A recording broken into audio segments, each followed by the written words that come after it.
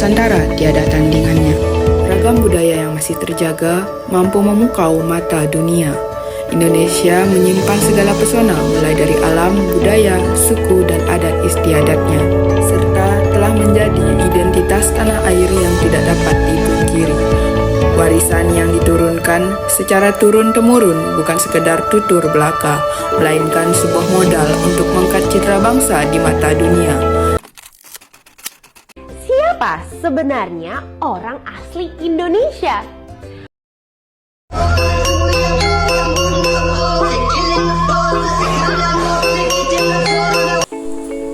Assalamualaikum warahmatullahi wabarakatuh.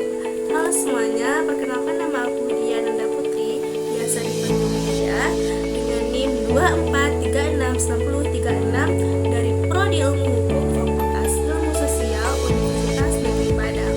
Baiklah, di sini aku berbicara dalam pemenuhan tugasku pada mata kuliah Studi Masyarakat Indonesia yang mana akan membahas tentang manusia pribumi dan manusia non-pribumi.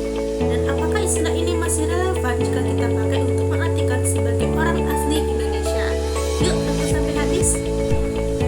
Nah, pertama-tama kita akan membahas tentang manusia pribumi. Apa sih manusia pribumi itu? Pribumi adalah merupakan istilah yang merujuk kepada penduduk asli Indonesia seperti suku lokal. Dan kemudian istilah non-pribumi itu merupakan sebagai istilah untuk etnis pendatang seperti dari Tionghoa, Arab, dan India. Nah, untuk istilah pribumi itu sendiri, Indonesia dulu lahir karena ada sejarah kolonial yang membedakan penduduk berdasarkan asal-usulnya. Namun, setelah kemerdekaan, penggunaan istilah ini berpotensi menimbulkan diskriminasi dan rasial dan sosial. Contohnya nih, dalam sektor ekonomi dan politik, terdapat kesenjangan akses antara ekonomi dan politik antara kelompok yang dianggap pribumi dan non-pribumi ini. Istilah ini juga dianggap sebagai istilah yang sensitif, padahal semua warga negara yang lahir dan tinggal di Indonesia seharusnya memiliki hak yang sama. Kemudian, data faktualnya itu, menurut survei Lembaga Survei Indonesia tahun 2018, 65% responden menyatakan istilah pribumi, istilah non-pribumi ini bisa menimbulkan diskriminasi sosial jika digunakan dalam konteks masyarakat modern. Nah, kemudian kita akan membahas terkait dengan penggunaannya, apakah masih relevan pada masa sekarang ini?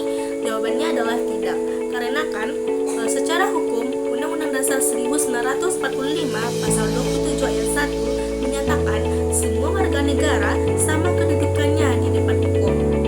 Jadi, istilah yang membedakan hak berdasarkan asal etnis itu tidak relevan dan tidak diperbolehkan. Kemudian, disebut tidak relevan dikarenakan berdasarkan instruksi Presiden nomor 26 tahun 1998, Presiden B.J. Habibie mengatakan instruksi Presiden nomor 26 tahun 2008 yang menghentikan penggunaan istilah pribumi dan non-pribumi dalam semua perumusan, penyelenggaraan kebijakan, perencanaan program, ataupun pelaksanaan kegiatan penyelenggaraan pemerintahan. Hal ini bertujuan untuk mewujudkan persamaan kedudukan di dalam hukum dan pemerintahan serta memperkokoh persatuan dan kesatuan bangsa.